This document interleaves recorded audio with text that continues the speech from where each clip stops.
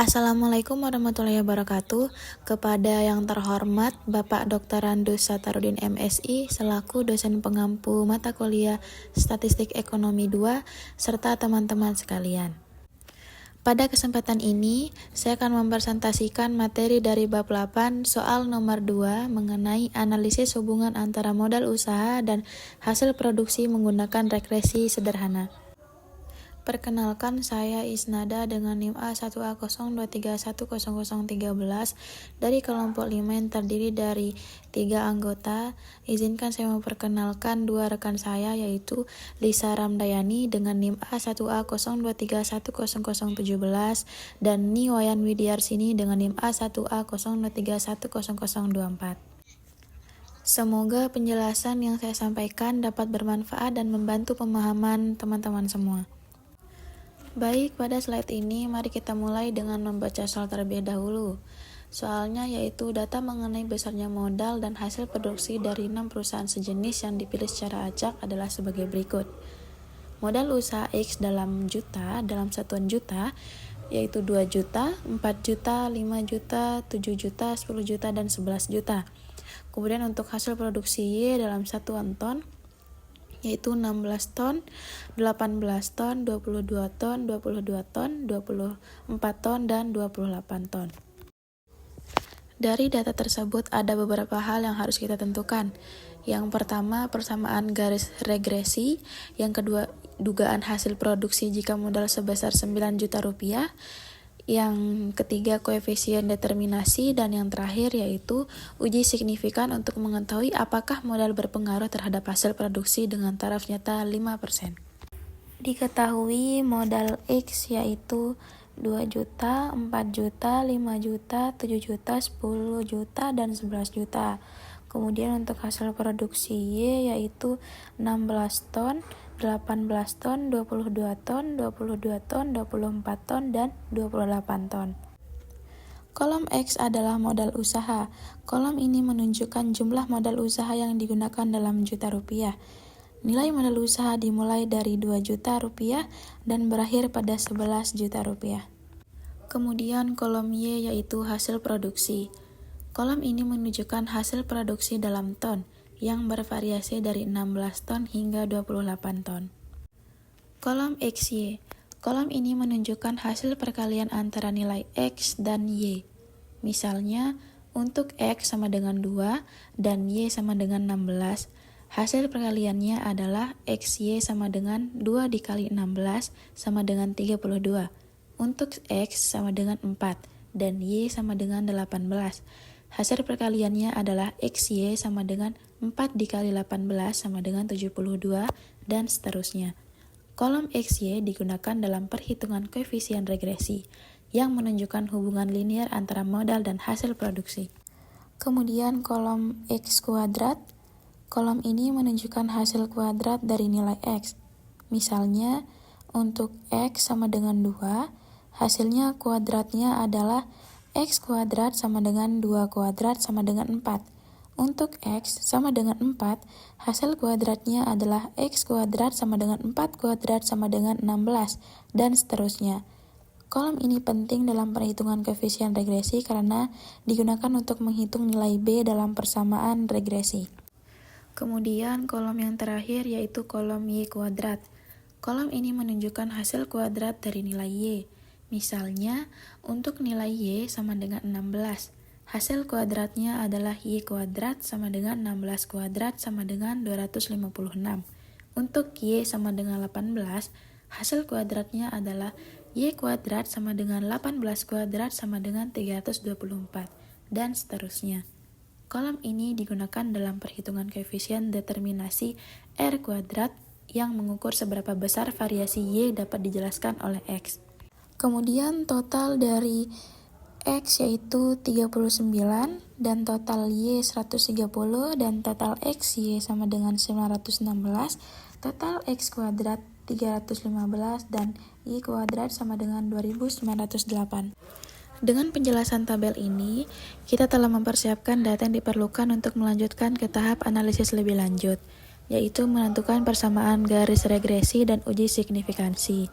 Sekarang, kita akan beralih ke slide berikutnya untuk menghitung koefisien regresi dan melihat bagaimana model ini dapat digunakan untuk memprediksi hasil produksi.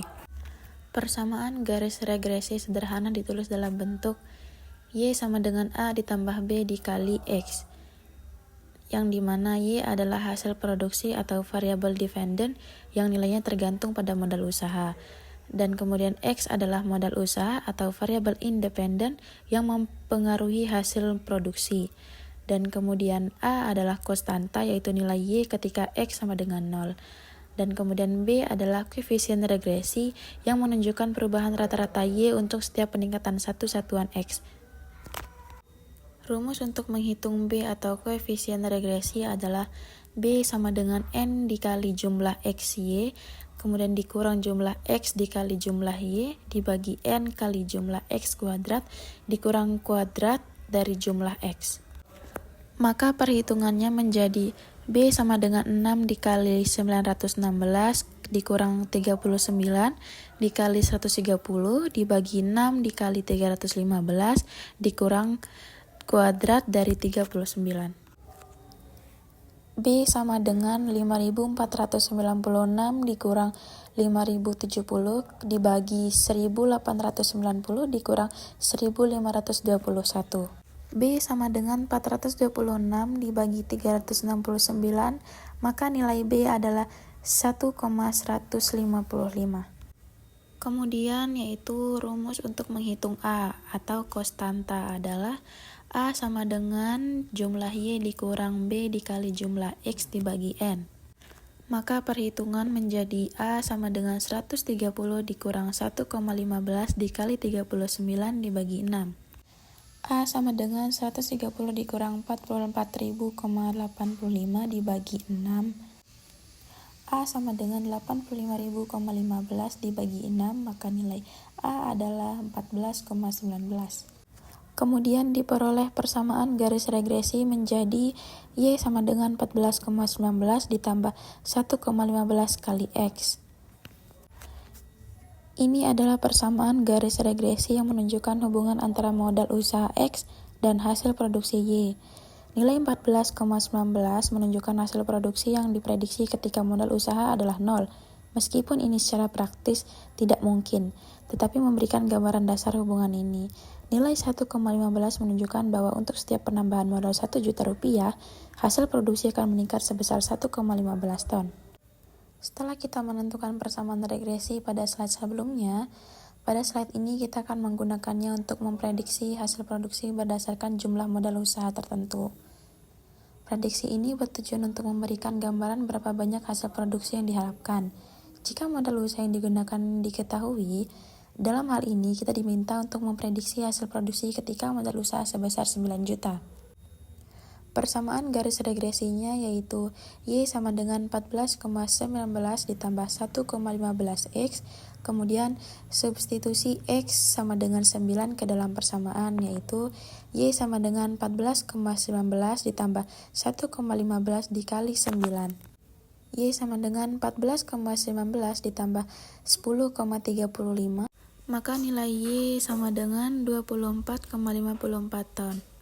Jika modal usaha sebesar 9 juta, maka hasil produksi diperkirakan mencapai 24,54 ton, berdasarkan model regresi yang kita hitung sebelumnya.